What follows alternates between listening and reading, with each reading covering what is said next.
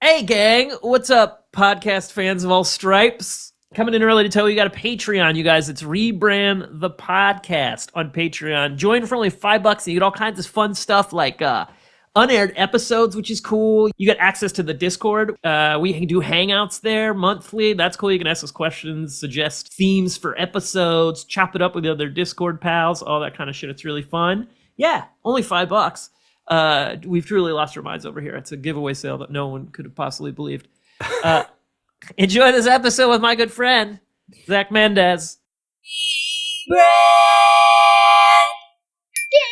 Hey guys, just want to tell you another thing, which is that I'm publishing a book on Substack. It's called Treehouse. It's a psychedelic road trip story about a skateboarder and alcoholic. It's beautiful, fun. I'm going to be releasing weekly chapters. So just look up Morton Edmund Burke on Substack. And I have a stand-up special coming out the 22nd of this month called There's Beauty in It All. And I love it a lot. So look out for that one. What's up, guys? Welcome to Rebrand, the podcast where we rebrand all manner of things. We've been real into rebranding brands lately, so that's what we're going to do with this one. And I'm here with one of my greatest friends, a brilliant, sweet gentleman who's also very talented. We do a lot of sketches together, one of which blew the fuck up on Instagram. Ooh, maybe we'll talk about that. And you know him from Dragon Age and Horizon Zero Dawn. It's Zachy Mendez. What's up, Zach? Hey, thanks so much for having me. Excited to be here. Oh my God. Fucking my absolute pleasure. Yeah, I remember we did that sketch and then it didn't do anything for 4 years during the pandemic, and then we reposted it and put it up and it got 500,000 views on Instagram. All we did was switch the side by side to top. Like that was the thing we couldn't figure out. Yeah. And then we were like, what if we put them stacked each other so people on their phones could actually watch it and enjoy it? Yeah. And then it got 700,000 views. I think we were also 4 years ahead of our time, I think also. Yeah, that's the problem with us, having so many Aquarian placements. We're often a little too ahead of the times. It's okay. They'll catch up to us. Now, Zach, we're heading into Aquarius season currently and the age of the Aquarius. Is that correct? You could say it's the age of Aquarius. Yes, you could say we've entered it. A lot of astrologers have a difficult time placing that. But what I will say is there's a lot of Aquarian activity over the next 24 years as Pluto is now firmly in Aquarius. And I think that's where you're going to see a lot of the AI buzz coming from, is the Pluto-Uranus connection between Aquarius and Gemini. We don't need to get into astrology right now, even though I desperately want to talk about it at all hours of the day. Okay, Zach, are you now, kind of an important question, are you AI? I am not AI. Okay, great. Am I? There's only one way to tell. Can you please tell me how many fingers I have? You've got 10. You're not AI. That's it. AI can't do that. They can't figure out fingers. That's pretty stunning. Kind of like artists and hands. You know what I mean? Yeah, that's true. They also like ChatGPT doesn't know what day of the week it is. Yeah, it's woefully uninformed on certain issues. Mm-hmm. Yeah, it really is. Hey, what brand are we talking about today? Let's do Twizzlers. You want to? Fuck yeah. All right, so here's the deal with Twizzlers, right? Twizzlers, it's a licorice type candy manufactured by Hawaiian Candies. All right, it's in Pennsylvania, sure. Hey, we got a little bit of American. It's a Hershey's company, is it not? Know-how there. Yes. Of course. Yeah, the Hershey company, exactly right. Yeah. Now, when I think of Twizzlers, the first thing that pops in my head is the makes mouths happy thing. Do you remember that? No. You don't remember that? That must have been before your time then. Yeah. Happy? The ads were like a disembodied pair of lips. Think like the Rolling Stones lips. And what happened to the lips? And then they would eat, they would greedily devour Twizzlers, and then they would smile. I think so, unless that's like well, now that I'm describing it. And did the mouth eventually go like, it makes your mouth happy? Or something like really strange like that? I think so, yeah. Yeah, that's an unsettling trademark. You know what I mean? Yeah, absolutely. Okay. It says 80s. Oh yeah, 1988. Oh yeah, this is way. Yeah, I encourage maybe even us. We should look at the commercial in 1987. But I think I'm describing it accurately. Yeah, you get it. It sort of was it felt sort of AI before AI in a way that I was like, everyone felt, why are we being exposed to this? Why is this movie theater treat being sexualized? Yes, totally. And where's the rest of the human? Like, why the disembodied lips? Like, I understand that this is supposed to be vaguely sexual, but it's not. It's something that a robot would think people would like. Because they like lips. They probably want to see them without the head. Or possibly that's how the Twizzler company thinks of us, is just a hole in which to get as many. That's the game they're playing. There's a bunch of holes around there, and we're trying to get as many Twizzlers in there as possible. Yeah. By any means necessary. It'd be funny if it was like clearly it's sort of overweight lips and there's like, it had like cavities and stuff, look kind of sick, you know? Yeah. Well, here's the thing about Twizzlers is they claim to be a low-calorie snack. Uh-huh. Right. Which, You're not buying it? well, I mean, maybe they don't have calories in them, but I mean, it's like saying like, I don't know, like a drop of plutonium doesn't have a lot of calories in it. It's like, yeah, okay, should you ingest That is it? right.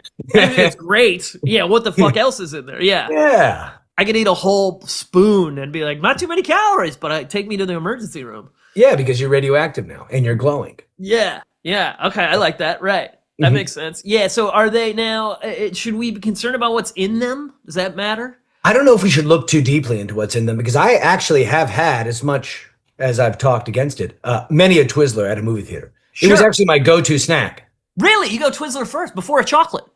I don't go chocolate. Most of my candies are going to be licorice based. I love the Twizzler as a concept. Bite both ends off, make it a Sprite straw, and then you're having Twizzler Sprite. Then you eat the cold Twizzler afterwards. It's, I mean, really kind of a gate you have to walk through as an adolescent in America, I think, is to make the Twizzler straw. Totally. And you're like both a chef and an artist kind of in that way. You've sort of created a sculpture and then but it's a pragmatic sculpture. Yeah, you've engineered something that for usage. Yeah. So that's like that speaks to the Twizzler's versatility. Also, like it doesn't have such an overwhelming taste, so you can really kind of almost unconsciously eat 50 Yeah, totally. and not really register anything. Yep, and I don't want to go over. I don't want to skip past as far as rebranding. I don't want to skip past the straw thing because that's brilliant, right? It's already there. We just make a commercial with like a joyful little kid in the magic of a movie theater turning his Twizzler into a straw, and it says "Remember childhood, Twizzler." Yeah. Right? See, like, right, the glow of the screen on his face as he happily tears off both ends and plunges it into the drink and sips joyfully at his Coke. And if it was my commercial, if I was doing it for me, then the makes mouth happy lips would come on the screen, and the kid would just start sobbing. You know, here's what I'm learning: nibs, because I thought nibs were fun. It's just like I'm sort of obsessed with candies and stuff that have bad names, right? Like nibs to me sounds like an amputated limb. Like it's a terrible, right? But apparently, nibbed-shaped licorice predates the iconic brand Twizzler. Canadian department store used the word to describe their licorice product in the 1920s. Licorice nibs, they launched in 23 as a sanitary glassine packaging. I'm going to click on glassine and see what that is. The smooth, glossy paper that is air, water, and grease resistant. Okay, it's probably made out of poison. Okay, yeah. Even though the company sold nearly 50 million pounds of licorice products in 1975, in that year, YNS turned into a Madison ad firm to separately promote their products in an effort to differentiate Twizzlers from nibs. All right. Anyway, a little bit. Really, they want to take a step away from the nibs. Yeah, that's a little nibs history or nibstery for you. Well, licorice is already a really polarizing snack. I mean, especially black licorice. Either you love it or you hate it. And I think Twizzler also kind of serves that same purpose. There's two kinds of people. You either love Twizzlers or you dislike them very much. Right. So I like black licorice, and which in some people's mind makes me like truly evil. Well, you're a sociopath. Yeah, they're like, how can you? There's no way you could know love and like black licorice. The two, it's impossible. They're mutually exclusive. Yeah. And I also prefer red vines to Twizzlers. What'd you say? Sorry, Lord, I've known you for a while now, and I know. I thought I knew your politics. I know. You like red vines over Twizzlers? This is people. Yes, man. People would they'd rather hear that I'm pro ice than fucking pro red vines. No. What do you? Okay. I like that they taste like wax, kind of. I don't know. Here's what I'm fairly convinced of. Here's what I think. I think it's truly a genetic disorder. I think my genes are weak. I think that there's some sort of DNA missing that, or like I had too many concussions as a child. I don't know, but they taste better to me. Okay, so if you're going trick-or-treating and somebody has a bowl chock full of red vines, you're going, yes, awesome. Yeah. Not only that, dude, I like Necco wafers. You ever heard Necco wafers? No, I haven't heard of these off-brand snacks that you're talking about. That's what I'm saying. Well, here's the other thing about me, right? Like, I was born in late 1979, okay? So I predate the world where they discovered that candy is actually for children. Got it. So I lived in a world where they like something like Good and Plenty, which is a fucking hilariously bad name. They were like, they didn't even give a shit about advertising. They're like, I don't know, there's good and there's plenty of them, so let's just call it that. And they're like, well, you only got these two colors, and we only got black licorice, which isn't candy. And they're like, there's no other candy out there. Whereas, and then all of a sudden you had like Teddy Grahams came along, and they realized like, oh, we should put teddy bears in the commercials. And we should market these things with like bright colors and names that sound enjoyable, right? Yeah. So the name Red Vine is fucking disgusting. You know what I mean? Like it's just somebody looked around and saw, they were like, I don't know, it's a vine, I guess, call it that. They spent no time in marketing. No. It was like the guy's cousin they brought in. They were like, hey, what should we call it? He's like, it looks red, it's a vine, let's go with that. Yes, it has the color in the name of the fuck thing. Are you joking with me? You know what I mean? It's like calling McDonald's red hamburgers. It's fucking psychotic. I'm sorry. I haven't moved past the idea that you like red vines. Like if I were to go into, here are a list of candies I'd rather get trick-or-treating than red vines. Here are a list of treats I'd rather get than red vines. Oh, Henry. Rolos. I don't like these things. I don't like Rolos, but I'd rather get them than red vines. A Slim Jim. If you gave me a Slim Jim... non-Hodgkin's lymphoma. Give me that as opposed to a red vine. Circus peanuts. I would take all of those over a red vine. I went through a period of liking circus peanuts. Again, I think it's like being born before cable or like the internet or something where you're maybe when lead paint was still really prevalent. Maybe that's what explained this, is the tremendous amount of lead you have in your bloodstream. Yeah, something. I mean, I'm allergic to the sun. I'm an alcoholic. I have like attention deficit disorder at a catastrophic level. Lead poisoning. It's got to be. I think I just come from very damaged Irish people who... You come from damaged Irish stock? Yes, dude. Yes. Who were like just stayed out, like got drunk and stayed outside for like 5 generations until all of their genes were sort of like fucking mixed up and matched like a puzzle, like a shitty puzzle or something, I think. Yeah. Because people get upset, as are you, understandably so. Well, yeah, I just can't like if I were to dress up, in one of my old Halloween costumes. I used to take Halloween very seriously. In 6th grade, I was Baby Spice. Platform heels, whole deal. I was fucking hot. Damn. Yeah, she's really like the hot one too. That was kind of probably weird for everybody, wasn't it? Everybody was weird. My mother was the only one who was supporting me. You were portraying a hot woman. My father would not look at me. But if I were to walk around, clonking around in my sister's heels, and somebody handed me a red vine, are you kidding me? Yeah. I'd have been like, do you see me? Do you see the effort I put into this? And you're giving me a red vine? But I'm telling you, if you've never really had candy before, and then somebody gave you, this is hard to imagine. You have to be in true Zen beginner's mind. Imagine you've never had candy and somebody gave you a Mary Jane. You know what that is? No. Yeah, it's like it's awful. It's like taffy, but it tastes like it has salt in it. But if you've never had candy before, you're like, hey, it's not meat. Huh. Yeah, I guess maybe that's the thing, is that they should be red vines specifically, should be advertising to like Victorian era street urchins. Yeah. And be like, hey, it's not an apple core or whatever they need to say. Like, I guess that would be attractive to them. I just can't. Here's the thing about red vines. If in Willy Wonka's chocolate factory, there was a red vine room, all of the kids would have made it through there unscathed. They'd be like, no, we're good. Like, we don't need to. We're up to no shenanigans. Willy Wonka's like, just climb the vine out of the factory. And they're like, no, we're not getting near those fucking things. Like, no, let's go to a different room. Augustus could definitely save some room for later. He'd be like, I'm fine. I don't need to try this. All the kids would be unharmed. I mean, I don't know if this is, I know people love Willy Wonka, and I think this is a hot take, but I wouldn't trust the fucking guy. He shows you what a liar he is right away. With a limp? Yeah. You can't trust a thing he does after that limp. No. I thought he was sincerely injured. Yeah. He wasn't. And who's that invested in tricking children? You know what I mean? Into thinking that you're somehow hobbled? Yeah. And There's a darkness there. Yeah, it's ableist. It's ableist. It's ageist in a lot of ways. And knowing what we know now about the elites, like you think, look, if the Epstein files came out in the Willy Wonka world, he's all over those fucks. He's him, and who is the and Charlie Bucket would be implicated in some way, possibly. Yeah. Yep, absolutely. So, and you'd find out that all the Oompa Loompas are being trafficked. Oh, God. Oompa Loompa doobity doo. And then just fill in some really depressing rhyme after that about being trafficked. Yeah. Yeah. Yep. Exactly right. So I think, first of all, we could also do the Twizzlers commercial where they climb the Twizzlers up out of the chocolate factory. I think that's pretty strong. Okay, what do you think about, so let's try and bring Twizzlers into the modern age. How does the current, like, what does their current brand strike you as, do you feel like? There was, in December 2014, you remember Pull and Peel fruit punch. Yep.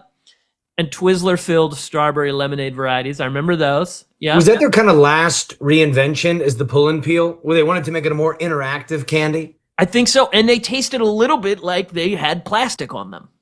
Oh, that's kind of one of the selling points of Twizzler, is that yeah, you know what you're eating can't be considered food, because I don't know if you know this, but apparently I've read in some places that Twizzlers, we really don't know their melting point.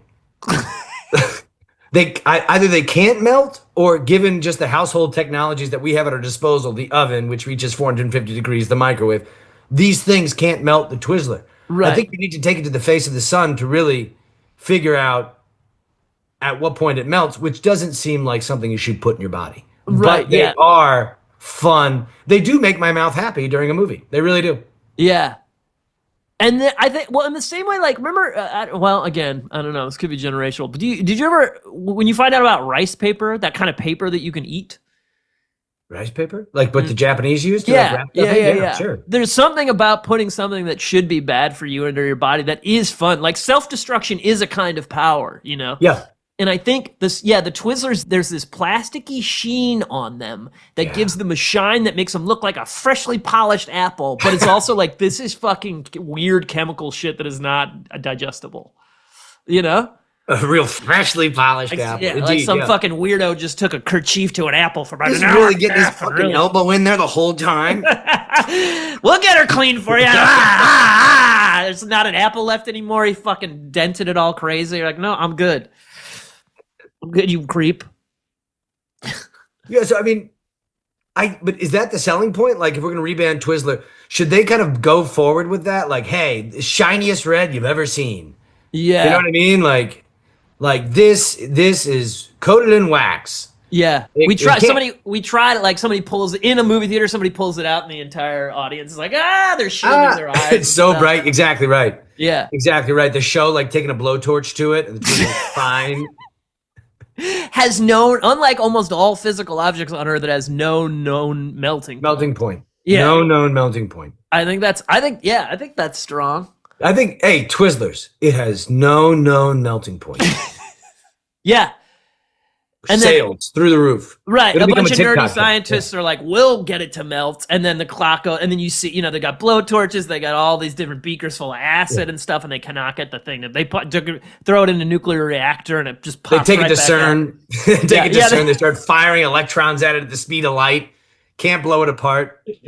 Yeah. Can't do a thing. Yep. It exists in two separate places at the same time, and that can be proven mathematically. Yeah, so they identify its quantum superposition, and it's like, yes, the Twizzler, its body is actually not in this plane with us. What we're seeing is a holographic projection of what is the ultimate Twizzler. There's one ultimate Twizzler that produces this kind of fractal experience of all the other Twizzlers. And that's why they have such a strong connection to this godlike Twizzler being that lives outside of time, that it can't be melted. That's the only explanation for their lack of a melting point, because I can't think of anything that can't be melted. You can melt rock. Yeah. Right? That's how you get slag, you can melt. That's how do you think you get slag? Where do you think we're getting all this slag from? We're piling up in trucks over here. It's melted rock, baby. So I love this. So there's one godhead Twizzler that through some sort of mathematical shattering of what we know as reality, Twizzler was. It has the origin story of like a Spider-Man villain or something. Well, you can see the Twizzler is just not, it's otherworldly in its nature. It's in this world. It's not of this world. The No. Twizzler. No. Right. Much like Christ himself. Yes. In the world, not of the world. No, it's Jesus on the cross at the crucifixion, but they're out of his hands and feet are Twizzlers. Twizzlers. pouring. Yeah, that's what the stigmata initially was. It was Twizzler residue. He goes, "Forgive them, Father, for they know not what they." And then somebody throws a Twizzler into his mouth, and he starts chomping. Makes my mouth happy. I mean, that's a fun commercial. And that's like one of these commercials I was kind of obsessed with from like 10, 15 years ago that that would be like, they were surreal, but really unfun, where it'd be like a goat with a Skittles beard or something. Yeah, and, those were so good. They were taking some of the most daring, creative chances back in the early 90s with commercials. I really hated it bad. Yeah, I loved how the haunting sensation I was left with after watching 2.5 minutes of Starburst, Twizzlers, and all manner of like Capri Sun turning in, like people turning into metal, then turning back into, you know what I mean? That whole Capri Sun thing where they would turn into like liquid mercury. Yep. And then if you drank it. Yeah, they're sort of I doing want to turn into liquid mercury. What we're suggesting, right? Which is like, you know, let's really truly discuss how bad this is for your insides. Yeah, But celebrate it at the same time. We're not denigrating Twizzler. We think it makes a really wonderful product if your goal is to destroy yourself. Yeah. Totally. And those commercials, I think they allow the advertisers to treat us with the kind of disdain that they really have for us. Mm-hmm. They want to infect us and make us frightened. They don't like us. They want us to be scared eating or confused in eating their products. I think that's where they learn, like, yeah, it doesn't matter. It doesn't matter if they like this commercial or not. It doesn't matter if you like Jesus fountaining Twizzlers out of his stigmata or not. You're going to be talking about it. You're going to be talking about Twizzler. You're not going to stop thinking about Twizzler. And eventually you're going to get hungry and annoyed in traffic. You're going to pull over to an easy stop, pop in, spend $2.50 on a nice big bag of Twizzlers. Okay, I got another pitch. Pitch it. Which is Twizzler black and white, okay? So we're all familiar with the 2003 hit drama Pleasantville. So imagine the commercial's kind of like that. For some reason, the world sort of turns black and white, right? And then Twizzlers, one bag is like next to one, and one's black and one's white. And then, you know, that thing that happens in advertising, where it's like the oops all berries thing where they get mixed up or whatever. So it's like that. So then all Twizzlers that you get are black and white, but the whole thing is they don't taste any different. They just the exact same taste, but they taste like, yeah, and that's the tagline. Twizzlers, the exact same taste. And the commercial is somebody goes, they'll taste like Twizzler. They're not happy or like sad. They're just sort of like identifying a fact, you know? But I'm confused. You kind of referenced Pleasantville, in which things go from black and white to color, just because people start making out and having sex in Pleasantville was the kind of is anything happening in the commercial to make it go from black and white to color? I should have admitted that I've never seen Pleasantville, and I hope to never see Pleasantville. William H. Macy, Tobey Maguire. Although I'll tell you, the entire cast. P.T. Anderson directed the Fiona Apple music video for Pleasantville, which is a cover of Across the Universe, and it's fucking amazing.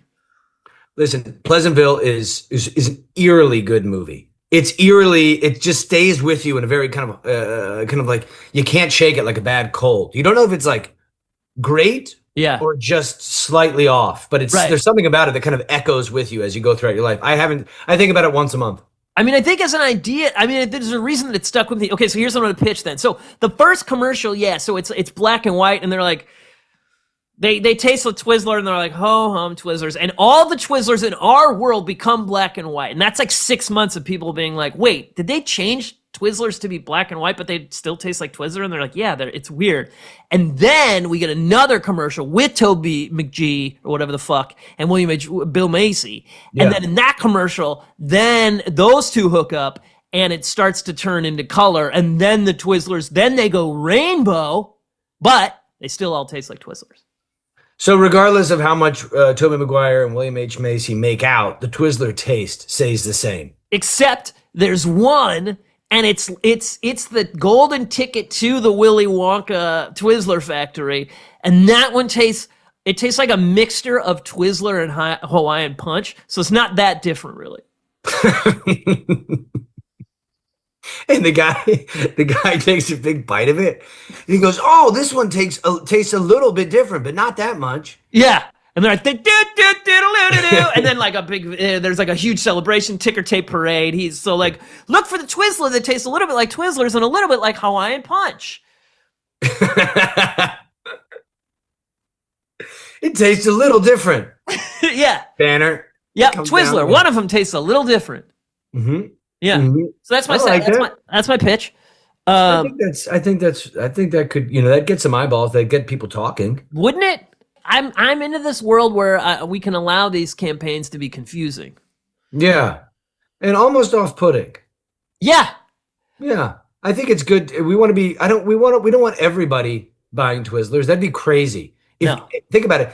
Do you think that if Twizzler like ran an ad campaign and they saw sales increase by like, I don't know, 80,000%, like every single person in America was buying Twizzlers every day. Yeah. Would they get worried?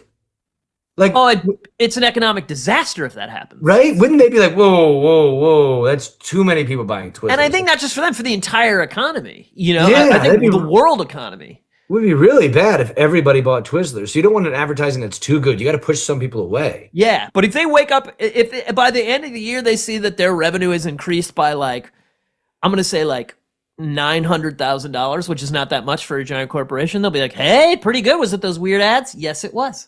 It was the weird ads. Yeah.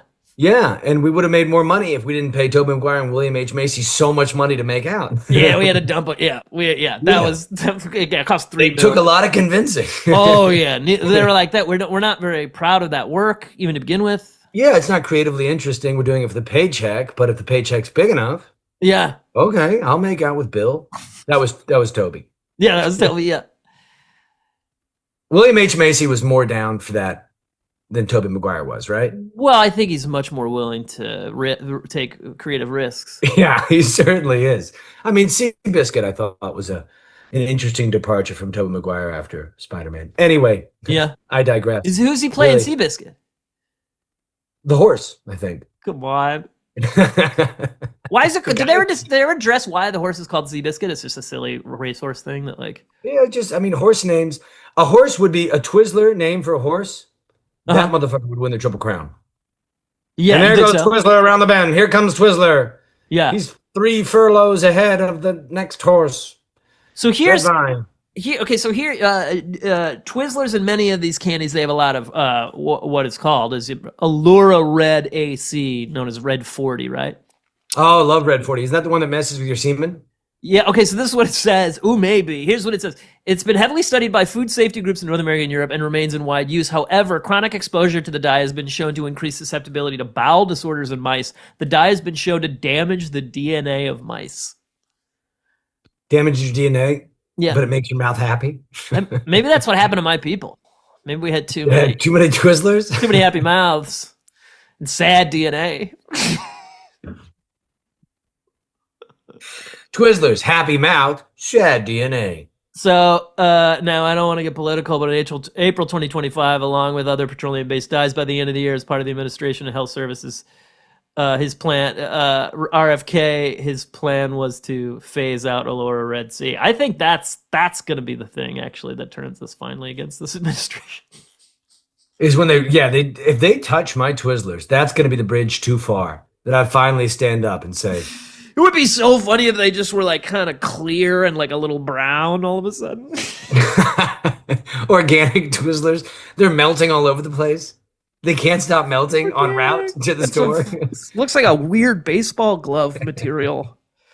Leathery. Red 40. Because think about it, yeah. Because like they show it in the glass and it's like, it does look delicious. Like they show what is probably just it's probably just like the food coloring in a glass of water. Yeah. But I want to, it both looks like nighttime medicine and delicious Kool-Aid. Oh, the Twizzler juice? Just the Red 40 dye, yeah. Which is all that's what Twizzlers dyed with. And and how do they get it to never melt? This doesn't say, but I think it's got to be a combination of mathematics and a wish, like a witch's spell or something. Yeah, maybe that's what they have on board, is a bunch of witches who are putting spells on the Twizzlers going out. And I don't mean like Silver Lake witches, who I fucking honestly respect, by the way. Yeah, of this course. whole thing about like I don't want to date a witch or whatever. Fucking, I respect the witches, man. I think we need way more witches, and I'm glad they're back. But I do think it'd be funny if they have like, a classic, like Halloween style broom like, stick flying. Like Bette Midler from Hocus Pocus. Yeah. Yep. Who's just cursing all the Twizzlers that go out of production. Yeah. Or, blessing them, however you want to look at it. Yeah, totally. Because as much crap as I'm talking, if I'm going to go to a movie theater and I'm going to have popcorn mouth, yeah, I want a Twizzler after that. Yeah. That's a palate cleanser. That's an amuse-bouche for me. Yeah. It's a good change up at a movie theater. You do a snow cap over there? At the movie theater? Yeah. No. Not doing snow cap. If anything, if I'm getting anything in the realm of chocolate, it's going to be Milk Duds. Because I want to lose a crown when I'm at the movie theater. I want my teeth to be damaged beyond all repair. Yeah. And not be able to open my mouth. Yeah. And I like how much they taste bad also. Yeah, and they fight back when you eat them. They're live Milk Duds. They hurt. They taste bad. I don't like milk or a dud. Both of those things are unappealing. Yeah, and they stay in your mouth for months after you've eaten them. Yeah. I mean, you'll just find little bits, little dudettes, I call them. See, now you're starting to understand why I'll do a red vine. There are certain things that are not appealing that I will eat. Red vine is describe it. What is it? Did you say it's an abortion? Yeah, it's an unholy union of a color and a plant, and it has neither. Yeah, what is it about? What is it about can you describe the taste of them that you find to be so repugnant? It's because the flavor is somehow even more muted than Twizzler. Yeah. So it's like almost like an uncanny valley situation. Yeah. Like it's akin to seeing somebody who has no life behind their eyes. You're like, wait, are you AI? You know what I mean? That kind of like, are you a robot? Like their smile is disconnected with their eyes. You're like, yeah. Oh yeah. That's what a red vine is to me, because I hold it, feels kind of like a Twizzler, but with almost like little hairs on it. Yeah. And then like, I'm like, okay, but this is still a Twizzler experience. Okay, it's got a little more empty space in there. And then when I take a bite, it's just this completely muted sensation, as if like I thought I was about to hug my mother, but instead I'm hugging like kind of a bunch of wires that somebody put a sweater on.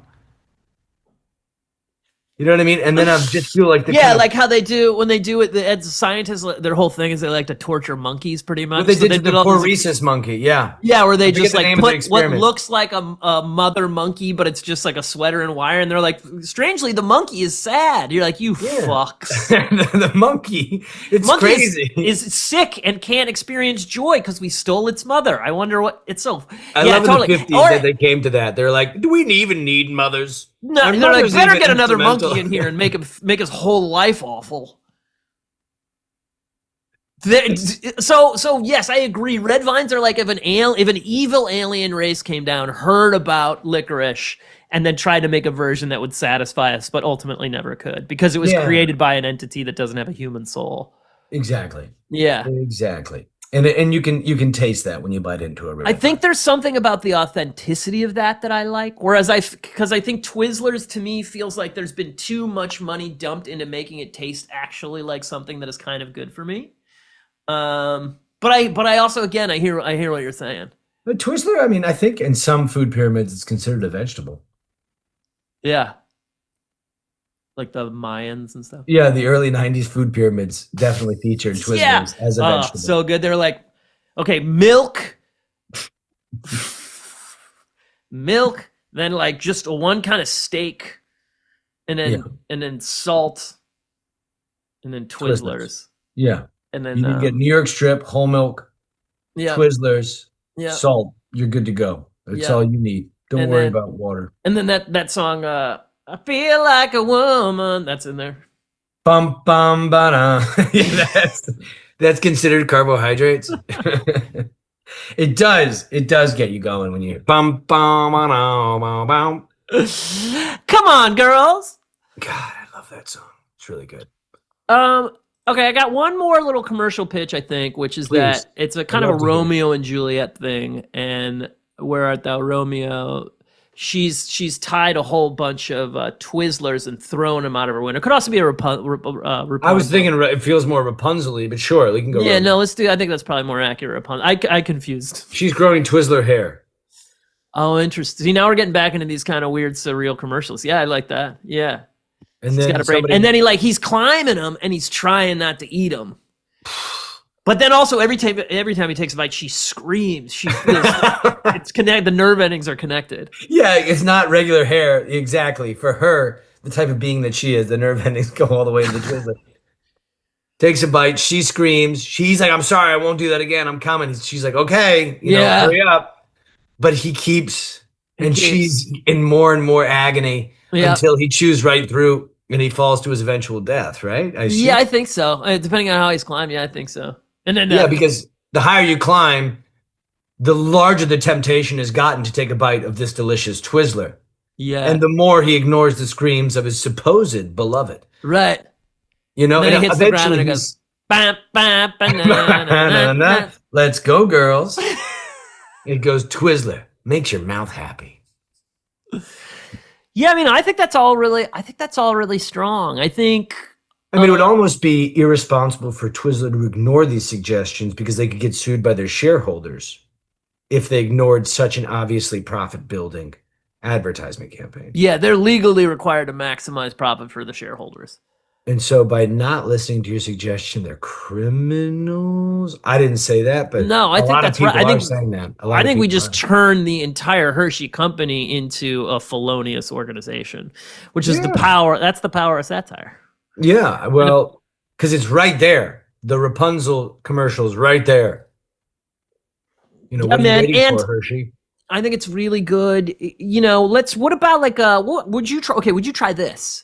Mm-hmm. Okay, now I remember when Snickers, which I think tastes like dog food, turned into ice cream Snickers, and I was like, this is fucking great. You remember that? You took me back, Mort. God. Remember that? They were amazing. Don't you feel like that was before kind of Ben and Jerry's? That was before the whole Americone Dream and even really, I don't know if it was or was not before. Cold Stone Cold wasn't around. They weren't mishmashing stuff. Cold Stone Creamery wasn't doing that yet. Snickers came first, yeah. Right, and I mean maybe cookie dough ice cream came before, but that was the craziest it got. That was the craziest it got, and that was insane. We could not believe that they had done that. That was tantamount to the introduction of grunge. Yeah. That was it was like that was like the printing press. Yes. On its effect on the world. You're like, wait a minute, what are you doing with words? You're putting them where? Yes. And you're like, wait a second, what is the Snickers? Why is it going in the fridge? Right. Because it's ice cream. You're like, and honestly, look what has happened societally since then. I don't think we've been able to handle, as a people, the fucking profoundly addictive nature of ice cream with other shit in it. You know what I mean?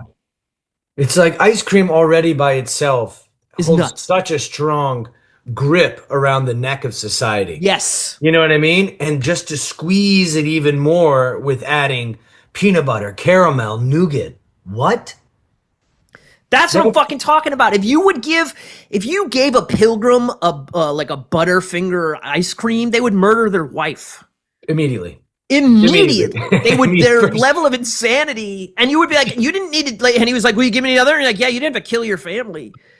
He's like, well, I did. Yeah, guess what? I'm a different guy now, And so that's when, and then you get into the algorithm and the addictiveness of all the online internet shit. It's like they had to do that because there was no way to further hypnotize us any more than they already had with food because it was. They reached the saturation point with the ice cream bar Snickers, so that our kind of the sensors that exist in our stomach were completely fried. Meaning there's nothing more they can do to attack the stomach. So they had to attack the retinas, and they had to attack kind of even the more reptilian brain. Yes. For the hypnosis online, yeah. They've said we've hacked as far into the taste buds as we possibly can. Now we have to go into consciousness. Yeah. So I say all that to say, what about Twizzlers ice cream? Would you try it? Yeah, of course. I mean, I'd give it a try. I'd be interested to see It would be great if it just tasted like kind of colder Twizzlers. Like they didn't. I think we should also market colder Twizzlers, which is like they're just Twizzlers, but you put them in. And the thing is, you can't put them like a regular refrigerator. You need you it's need at you like need 62. Like it's not. It's at 62. It's just slightly. It's just a slightly. You'll notice it, but ever so slightly. you need an apparatus that is midway between a refrigerator and a freezer. Think about and that's part of the process. Think about if you come over to my house and you go, it looks like I have a wine fridge. You go, is that a wine fridge? I go, no, it's my Twizzler fridge. As you can see, it's set to 62 degrees Fahrenheit. And there's just rows and rows of Twizzlers for kind of cold Twizzlers. Yeah, and I go, so it's just a little colder? Yeah, it's so refreshing more. Would you like one? Yeah, sure. Yeah, and I'd give you one. Here, try it. Mm-hmm. Here, what do you think? It tastes like Twizzler, but it's a little colder. Right? Yeah, I see it. Yeah. All right. I think we should do Twizzler ice cream and Twizzler Kind of cold. kind of cold. And it's got like it shows like the makes mouth happy lips and they're like chattering and stuff, and then another pair of lips comes and but it goes like nope, it shakes its head no, and it knocks that, and then those lips fly off the screen and it bites it and it goes, that's just a little colder.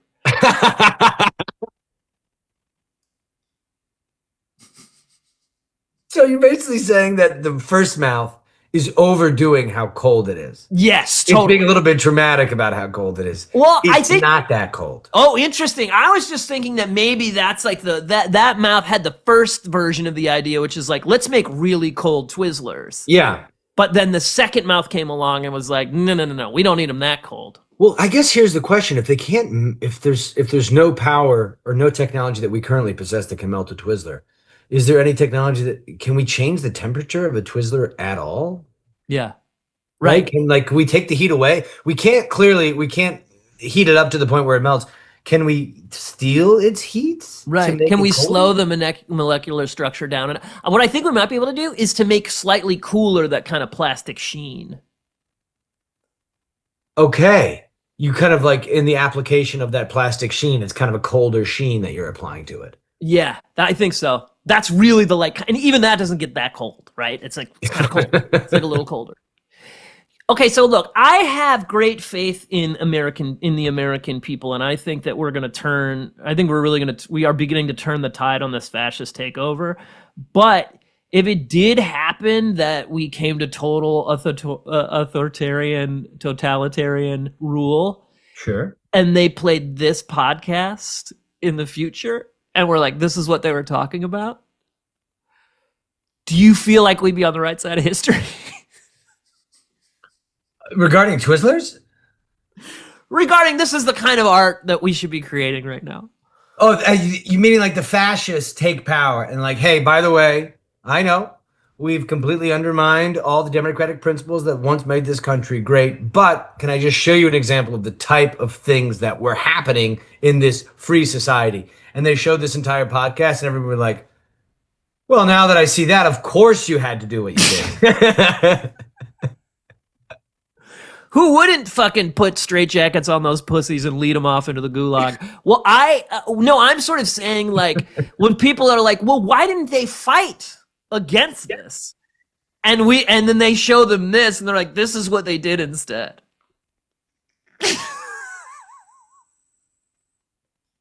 This was the biggest defense they could muster for the country they claim to be so precious. And they go, surely those men were in their early 20s, right? I go, no. No, they were a fighting age. Sound mind, able-bodied. Sound mind, perfectly healthy. Feet couldn't be less flat. Yep. High arches. Didn't have consumption. Yeah, didn't have consumption. Nope. No tuberculosis. Yeah. Not a single excuse they shouldn't be out in the streets defending the Constitution. What'd they do? Yep. They made 7 pitches for new Twizzler commercials. All of which, honestly, were kind of jokey. And verged on the psychotic. You know what? I think we're doing our part. The people got to laugh. The people, But are they? I did. The people have to clear their throat in acknowledgement of an attempt at a joke made. Everyone at home's just like, They go, uh-huh. yeah.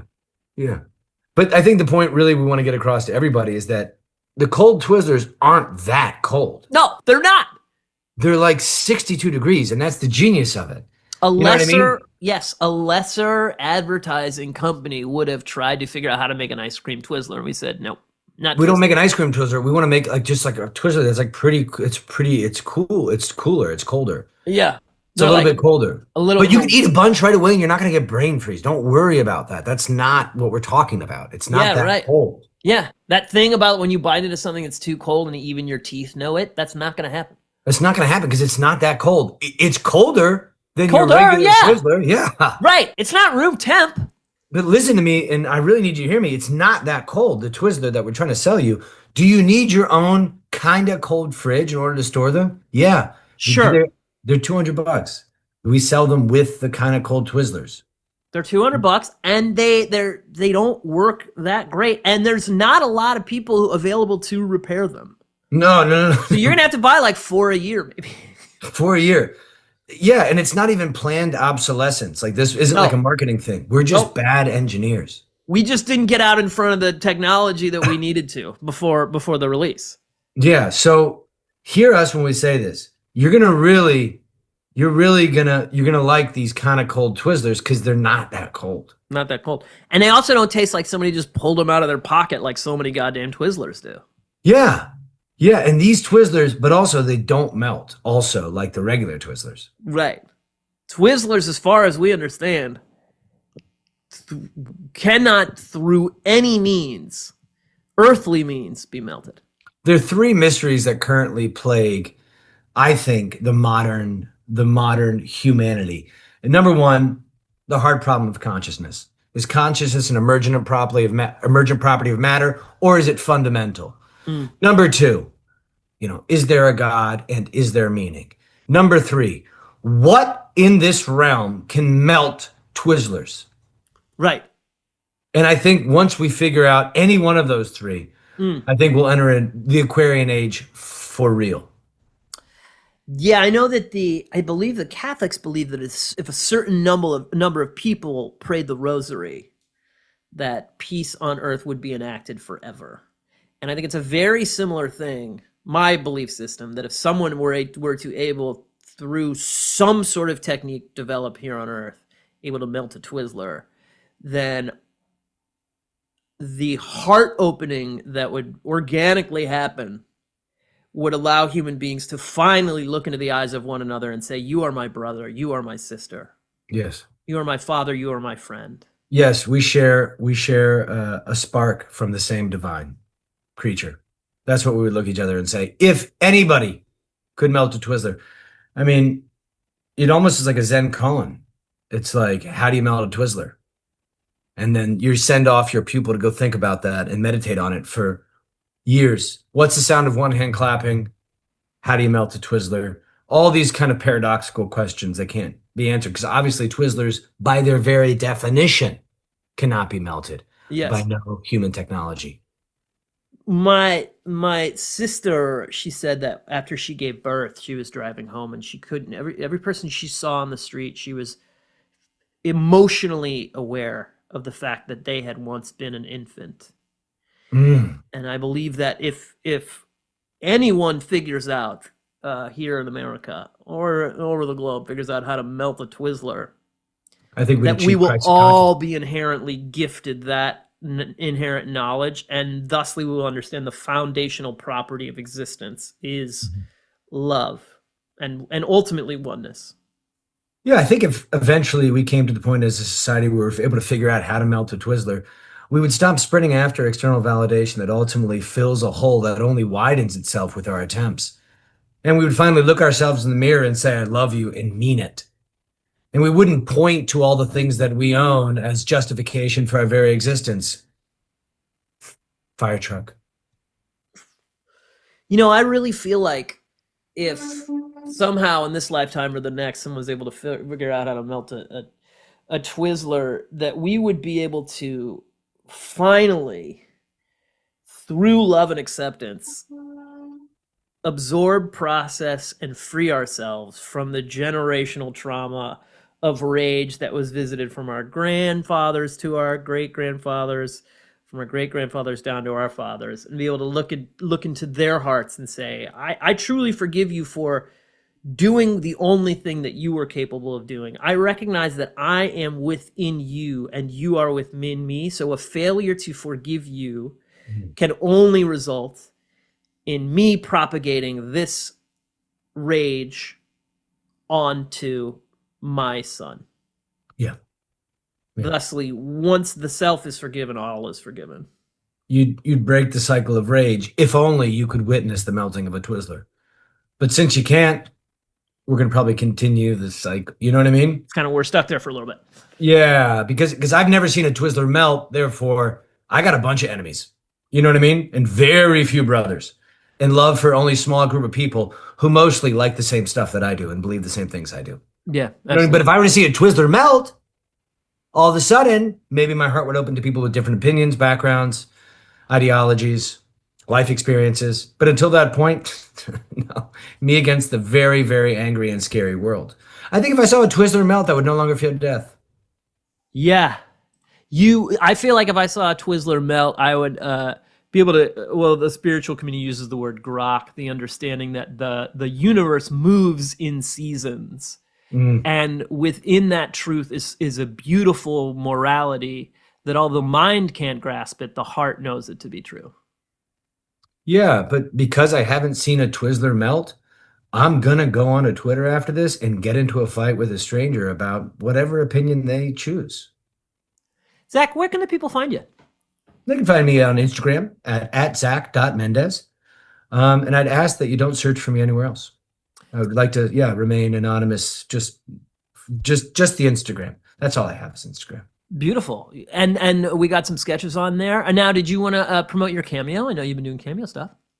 Oh, yeah. Listen, it's mostly I've been doing cameos for fans of Dragon Age. I played a character on Dragon Age that people, want to get cameos from. So if you ever played that game, feel free. You can jump on Cameo and I'll talk to you in a really, hilarious Spanish accent.